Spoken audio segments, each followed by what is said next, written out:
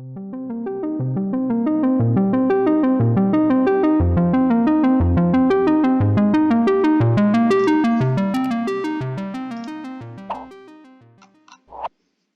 friends, welcome back for Ethereum Technical Analysis. I'm Rocky Outcrop. Up behind me I've got the 24-hour BitMEX chart, and it looks like, I don't know, it looks like a child's birthday party or something like that. The amount of crazy colors and stuff that are on the chart there. I know it's full of noise, I know it is, but there's just a couple of things I'd like to point out here on this messy look before we try and clean anything up really overall. And that is this VPVR. You know, we can see that as we're in this area, that there's a drop off in trading activity, generally speaking, compared to the prices down below. Have I gone back to Bitcoin there or something? No, just went down on the 15-minute chart. Whoops. There's this drop off in trading activity. The VPVR, as you can see here, if I include all of the BitMEX price action history of all time, that there's nothing here. You know, it's a wee bit more, and it's all just down the way. You know, so that's all great and everything. If we're looking towards the potential for upward price action, it's all great. You know, that in the sense that there's less and less supply as the Ethereum price moves towards the top side. So that's all very good and positive, but at the same time it shows you that, you know, the people aren't quite used to the prices trading up in those areas, and I just would have to kind of point out that there's still always going to be this concern until the halvening has been properly priced in about the overall market as well. So anyway, whatever, let's just take a look and see what we've got on the go. We've got this channel, you could say. Now I stick it on log here, you can see how that instantly wants to be looking more like a wedge. I read on Twitter recently somebody saying, oh, you know, people don't normally use linear lines on logarithmic charts and all the rest of it. And yeah, sure, that's the case, but we're looking at but really it doesn't actually matter that much. It's not actually a big deal. And you're just kind of looking and saying, like, you know, are we in a wedge here anyway, even on the linear charts? Could you kind of describe it as being like that? There's so many touches on this thing if you just drag it up like that, and you've got this little dip area here, and it does look quite wedgy on the logarithmic and the linear chart, so it doesn't really matter. And a rising wedge is a statistically bearish pattern. There's been in today's price action, we've seen the prices actually move in terms of percentages down the way, 7% in terms of percentages, kind of up the way. If you're, you know, like that sort of thing, then you're looking at, you know, 7-8%, whatever. This whole price action today has been quite good for sort of people who can do small time trades. If we go down to the 50-minute time frame, you can see that people shorting it today have had great success, really. Ever since sort of midnight last night. And what does that kind of, what are we kind of seeing here haven't happened with this prices haven't moved down, the good solid, you know, at least 5% move for people to be having here? What are we seeing really overall? Well, let's just take a look at the oscillators and see on this 50-minute time frame that, you know, looking at the lows in this time frame, that it's actually just convergent, bullishly convergent really across the stochastics and the RSI. MACD showing up that maybe it's not so much, but, you know, like that happens, I guess, as well. We've come down, we've tested this support line. Is this actually bearish? This is you know, this is one of these debatable ones, as you see the red line coming down further than here, but the blue line being slightly higher. You know, there's a question mark over whether or not that's bullishly divergent, but I just say it's kind of not really. And we can see as well the massive amounts of price action that's happened in this area as well recently, and that we're below that currently. So, you know, the enthusiasm that you might have had on, say, Saturday and Friday for the price action has boiled off somewhat overall. And we're looking again then back at this rising wedge and saying, should we come down and break below this area, then we're looking towards 193 for where we want the prices to turn around at. As you can see on the 24-hour time frame, that they could come in for a golden cross soon, now that we have the 50 moving up the way, the 50 simple, that's this red dotted line. And of course the price action from back over here is now no longer being counted. You know, every day that goes on, a lower candle gets taken off, a higher candle gets put on, so you get the 50 simple moving up the way. 200 simple is going to stay a little bit more flat, and over the next wee while we could see these things cross over the next, you know, as we go into the halvening itself happening.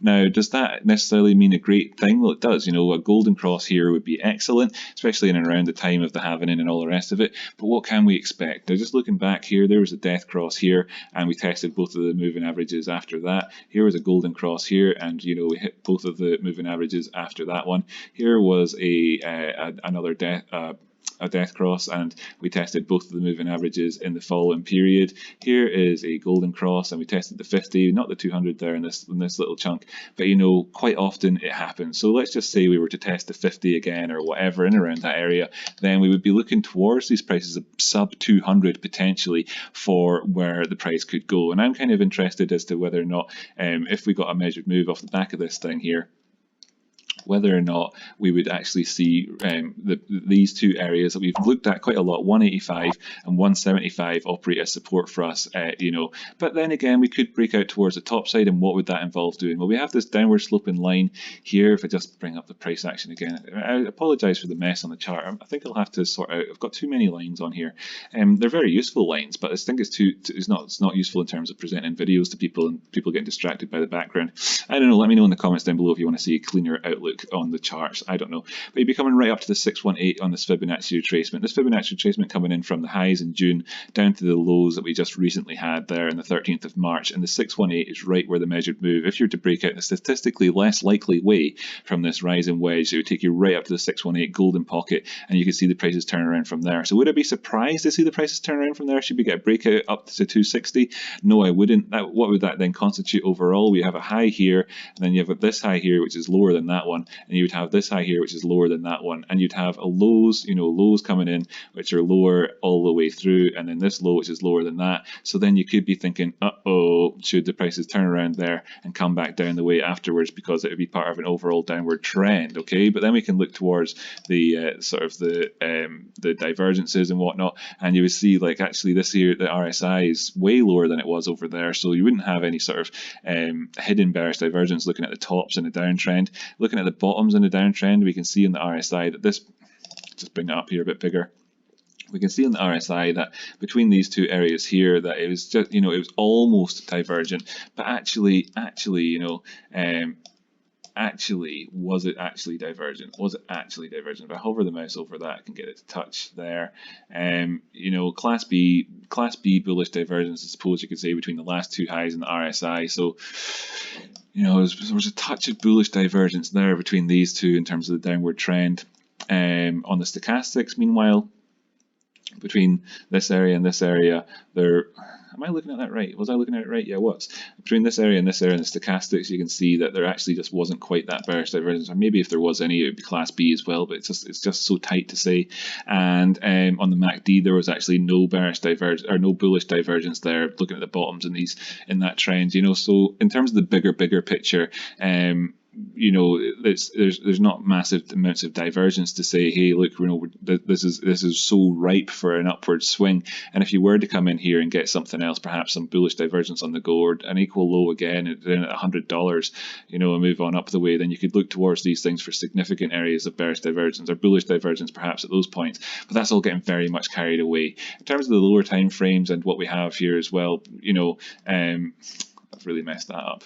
There's not that divergence, as we're going in this upward trend. So we could still just ignore that for now. Ignore the whole thing. In fact, take off all of the drawings, and instead just say, look, we're in an upward trend, and it's not currently too divergent, pardon me, or anything. What do we want to see happening? Well, it's this 230 area in here, where we saw all of this liquidity in this symmetrical triangle that we had in the past over here in the sort of end of February, and we want to see the prices come up above that 230 area and indeed try towards the 247 as part of this overall trend of having higher highs and higher lows. So is this going to be our higher low? Well, let's find out. And if it isn't going to be our higher low and it goes any lower, and this becomes our higher low has to come in down to where we saw previous price action in at sort of just around that $200 area, things start to get a little bit concerning. You start thinking to yourself, are we faking out or are we breaking out from this thing? And then of course then we have our three areas below that. The 190s area, things get very tasty. You'd want it to turn around there. If it doesn't and keeps going down in the 185, you'd want it to turn around there. And if it doesn't, 177, you'd want it to turn around there, by which stage of course we're putting in lower lows anyway, and you've got the measured move, a lot of a measured move off the back of a breakout from that thing overall anyway at that point. So just generally speaking, in around these areas. So, those are the three things that we're looking to. And if that doesn't succeed at 176, then it's definitely brown trousers time, and you're looking down at 155 thereafter. You got big node in here at 172, 171. We know that's the case. We've spoken about it an awful lot in the past. So suppose you could look towards 171. Hey, Peter just says, hey, hello, sir. How are you today? Hi, Peter. I'm very well. I just saw the notification come up there. I'll get into the Discord after I've made the episodes and say hello. But yeah, thanks. Shout out to Peter. Cheers very much. I'm very well. I hope you're doing well yourself, mate. So that's really what we're looking at overall with this at the minute. And so if we can get the first thing there, 230, I'll become a bit more bullish, and I'll consider whether or not this is a fake out from this area, or we can go up towards our 260 targets. In which case, looking here at 250 and stuff like that for the 786 retracement and this high over here, and whether we can beat that area along the way towards that as our first sort of profit taking target. And of course, you've got this downward sloping trend line here, but I don't think it fits in properly on linear. Where is it coming from? Well, I've drawn that in, and I'm not sure exactly how I've drawn that in. If I got the 24-hour time frame, does it fit? I guess I was making a sort of grandiose point, or just a very easy point. I'm going to take that off the chart because it's distracting. So this bottom one's distracting as well. And I'm going to just wrap up and sum up and say, really, those are the targets we're looking to at the meantime.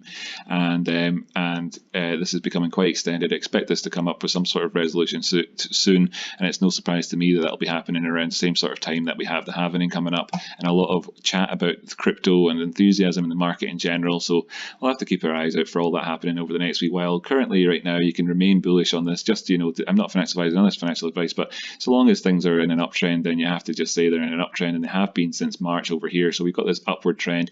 We can remain bullish on it, but we have those targets, 226, for instance, there where that line is, 230. If we see these things getting broken in towards the upside, then we can look towards that, and for our measured move towards the upside as well, depending on how the price action goes. Of course, this thing could just extend right the way out and actually just be like this for ages, although that would be unusual. So I don't anticipate that happening, and that's really going to sum us up for today. Thank you so much for tuning in. Now, of course, I've done a Bitcoin video already. I'll be doing a Chainlink one in a moment, and a Tezos one after that as well. So be sure to look out for those if you like those other coins, or indeed if you want to have a more holistic look across the market. Be sure to hit subscribe as well, because we do these videos every day. This is a daily thing. So of course, you can get technical analysis updates from me every day, and that's great fun. And be sure to join the Discord, say hello to me there like Peter did as well. I'll read your comment for sure. And that's always great. And of course, you can follow me on Twitter and chat there too. That's good crack too. And I don't really know. Just really, like, if you've got a friend out there who you think would appreciate the video, share it with them, because a friend of yours is a friend of mine. And really, my main target, my main goal with this channel at the minute is just to get as many friends out there as possible. Friendly people being friendly to each other, and that's what we're looking for. That's a win on my books. So catch you next time. As always, thanks for tuning in. I'll see you later on.